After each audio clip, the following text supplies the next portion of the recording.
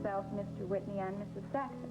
And also we spend a lot of time out of the house. However, it does not mean that I will tolerate sloppy service. You must all take responsibility for your duties. Now, Hermione, you'll have full charge of the kitchen. Yes, Mrs. Whitney. And here is a meal schedule. And you have to understand that we like to be flexible. Flexible? Now, what would that mean? Well, breakfast, for example, Mr. Whitney and I don't like to have together. He prefers an earlier breakfast, except on Sundays. Breakfast, Mr. Whitney, 8 to 9 a.m., Monday through Saturday. Breakfast, Mrs. Whitney, 11 a.m. to 1 p.m., Monday through... That's right, and lunch will be upon request. Dinner promptly at 8:30, unless otherwise instructed. There are no dinner dates here, Mrs. Whitney.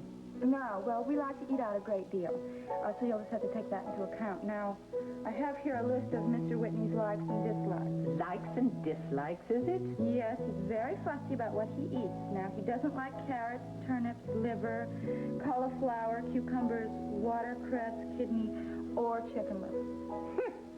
Sounds just like my nephew, Andrew. Of course, he's only 7. Bobbie. Now, I already told you your duties. You have to answer the door when Spencer isn't available. I want you to start your housework at 8:30. And you'll start down here, and you can go upstairs at 11 if I'm awake. That's very important. Yes. I don't like to be disturbed by the vacuum cleaner noise. Yes. And, yes, I have a uniform for you here. You can go upstairs and try it on right away. Yes, ma'am. If it doesn't fit, tell me, and I'll call the department store. Go on. Yes. Now, Hermione, you better go to the kitchen because Mr. Whitney will be home at 7. We're going to have 2 guests. And, I have a suggested menu right here. No carrots, I see. No. So you better get started, and I'll be in the kitchen later to check on you. Not first. All right, Spencer. I'll need the car at 2:30. I want to go shopping. Very good, Mrs. Whitney. I'll wash it this morning. Good, good. I hate to drive in front of Bennett's with a dirty car. I'll get started right away. Excuse me. Thank you.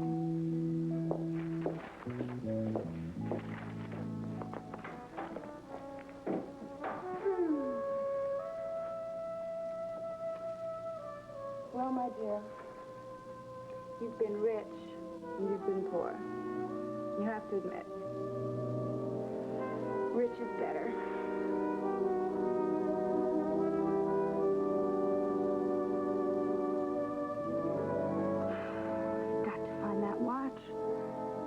I'll get you out of this mess, Gavin. I promise I will.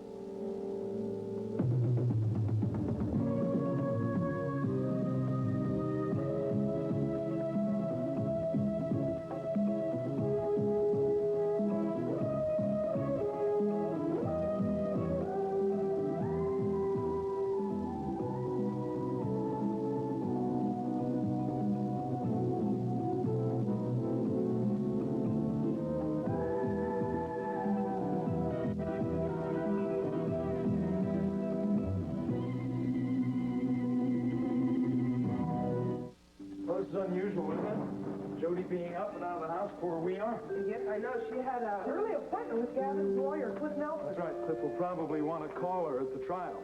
She's probably the most important witness there is, even though she wasn't present at the shooting. I suppose so. Miles? Yeah. You still haven't told me about last night, about what happened. Well, I thought I did. Oh, you were probably way too sleepy to hear my humble apology. I'm going to call Mike and Nancy later to apologize for not showing you. What I meant was, you haven't told me about Jinx Avery and why you had to take her home. Oh, well, for one thing, it turned out to be different from what Derek thought. Jinx apparently did not steal that bracelet. She paid for it. She bought it. She must have really wanted it. Well, that's what she said. She said if she wanted badly enough to steal it, she might as well pay for it. I suppose that's why the jeweler was so willing to drop the charges. Oh. Well, why didn't she tell Derek the truth from the beginning instead of making him think that she'd stolen it? I think she found it amusing. Amusing? I'm sorry, but I don't. Especially since it kept you from our dinner date. Well, I probably still could have made it, except that her laughter very quickly turned to panic and then tears. And I just could not leave her alone in that place sobbing her heart out. I had to take her home. know you, Miles Cavanaugh. Do you, baby? Yes. You are such a soft-hearted thing when it comes to people's illness. I shouldn't complain. That's how you met me. As a matter of fact, you should be able to sympathize with Jinx's plight. You were facing the same sort of thing not too long ago. Except in your case... Can't there be a happy ending for her, too? No, I don't think so. There's no known cure for this disease as there was for yours. Oh, that is so terribly sad. I suppose that's why she wants to indulge herself on things like $5,000 diamond bracelets. Oh, so. She wants to grab out and get everything she's ever wanted out of life until her life... Well, listen, do you want some more coffee? Yeah, here, I'll get it.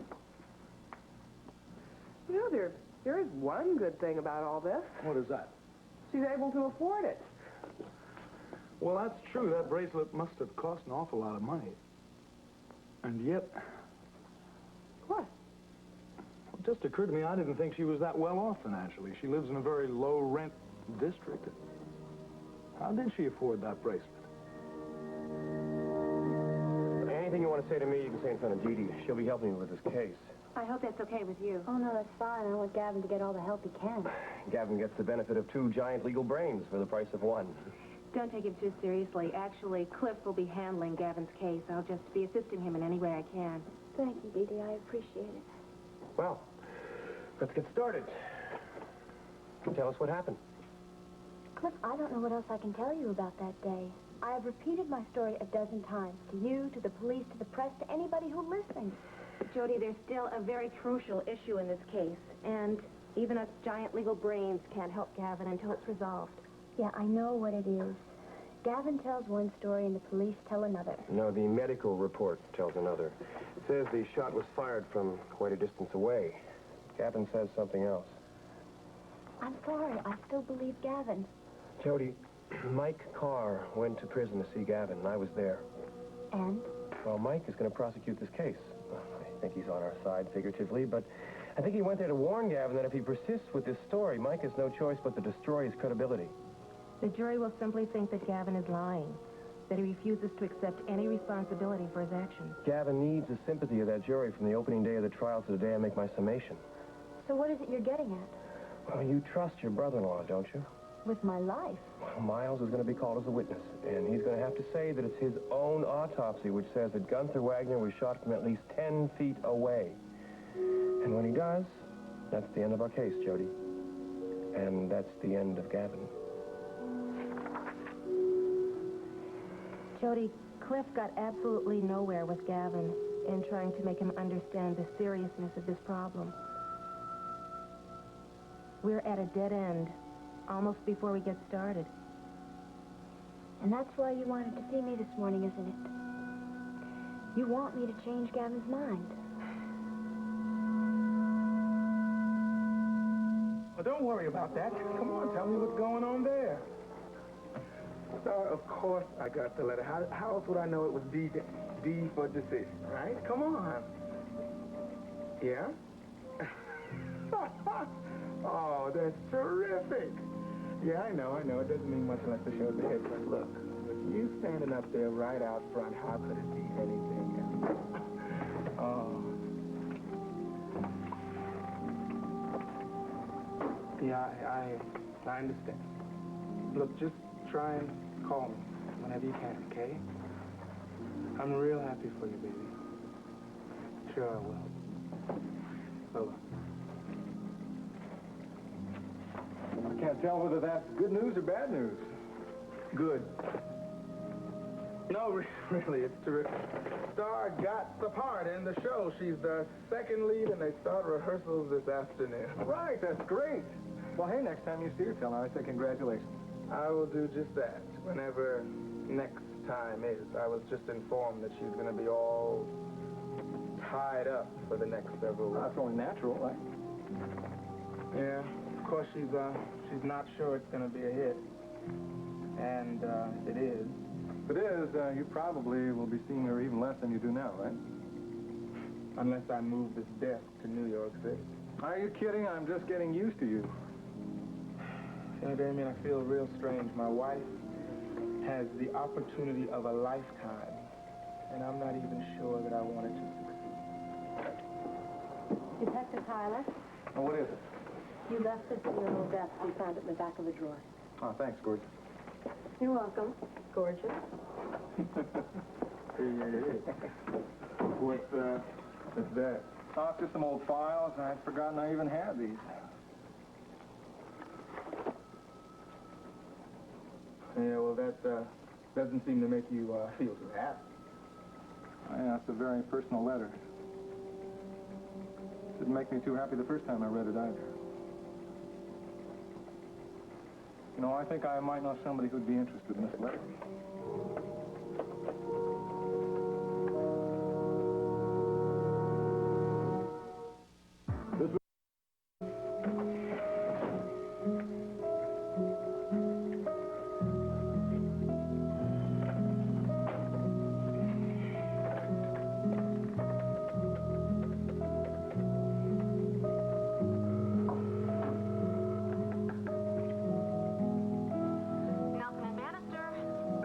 Police officer. Hi, Calvin. Well, look, aren't you going to ask me how I am? How are you, Calvin? I'm glad you asked. Actually, I'm not too terrific at the moment, but I don't want you to start getting the impression that I only call you when I'm down in the dumps. Well, what are friends for? Look, I'm going to make this brief. I want to see you, Didi. You can always make an appointment with my secretary. Come to think of it, I don't have a secretary. Well, in that case, maybe I can make one with you directly. Oh, Calvin. Look, before you say no, it's about business. In what way? Well, you're defending Gavin Wiley, right? You and Cliff? Yes? Well, I'm the arresting officer, and I'm his best friend. I mean, I really think you got to talk to me, Sharon. Counselor. Sorry. I meant, I think you should hear my views on the case, Counselor. Look, Calvin, I'm just playing second banana to Cliff on this case. Why don't you talk to him directly? Well, if you want to know that, I'll answer it. Because when I talk, Didi, I want to look at you.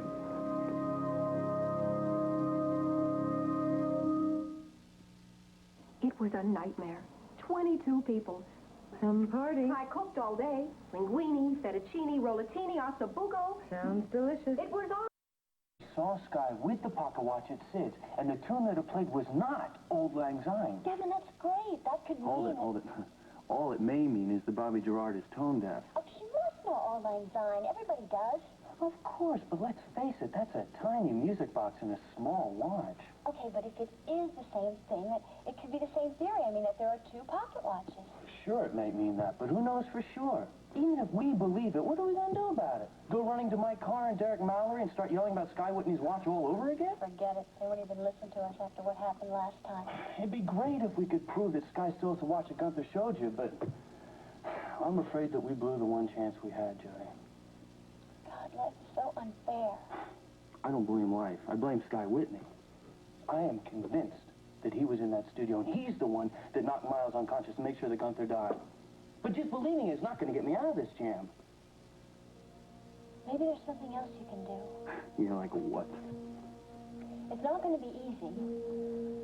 But, Gavin, you can't go on saying that you were struggling with Gunther for the gun and that he was the one that pulled the trigger. Listen to me. You just have to make sure that the story agrees with the facts. You don't believe me either. Sweetheart, I didn't say that.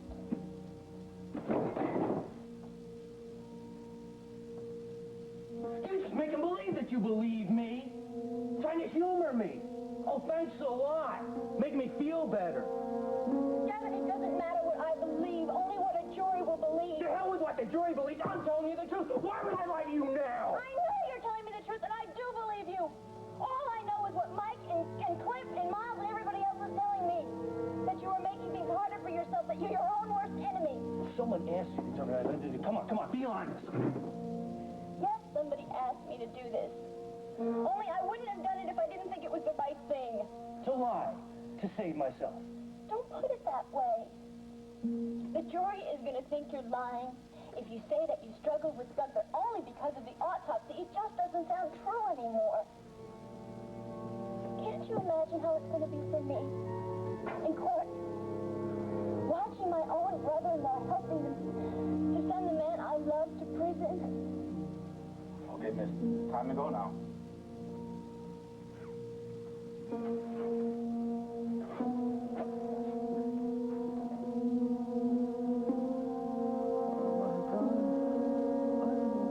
I just don't know what to do. I am damned one way or the other.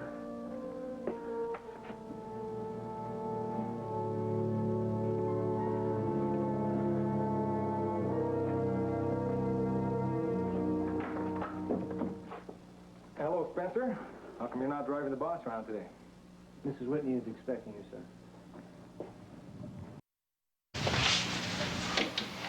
Hello, Mrs. Whitney. Hello. Spencer, why don't you go tell Hermione to bring us some coffee? Yes, ma'am, if I can get in the kitchen. Oh, you have to knock first. We have a new cook. Oh, really? Well, I told you I wouldn't take up much of your time. Oh, well, sit down, please. You said it was very important. Well, it may be that it's just important to me. I don't know. What I have here is a letter that my father wrote just before his death. A suicide note? I guess you could call it that. Although I didn't realize that was the way it was intended when I received it. Anyway, I thought since we had that conversation about my father that you might be interested in hearing what he wrote. I don't know. I'm not really big on depressing things. It's not a very long letter. All right. It says, Dear Damian, I'm sure you're surprised to hear from me. It's been a long time since I've had the occasion to write you. Well, he goes on to talk a lot about us, but he says, I know I've been a shamefully inarticulate parent, perhaps shameful in other ways as well.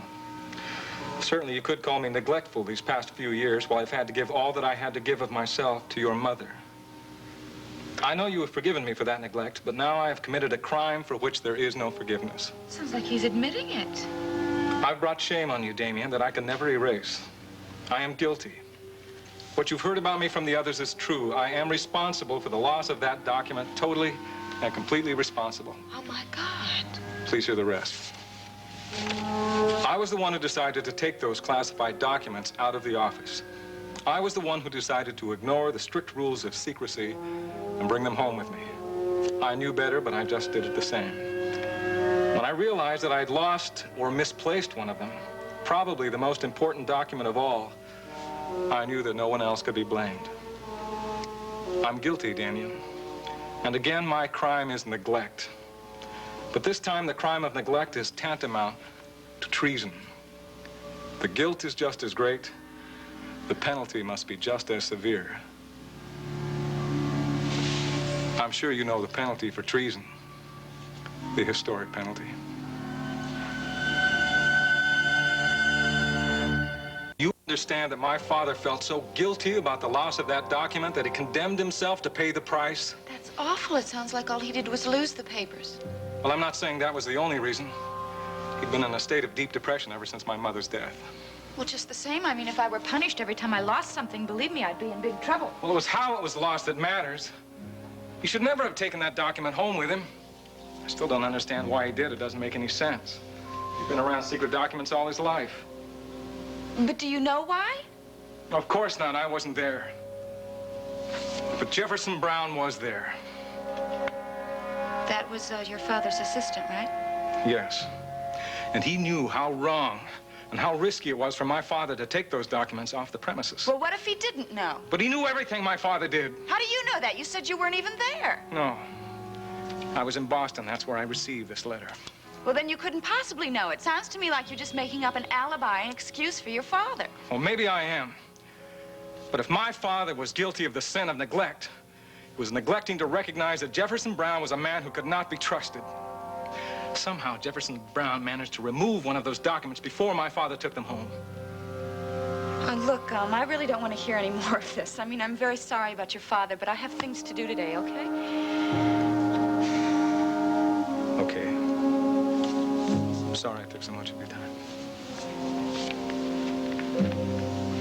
Thanks very much for listening to me.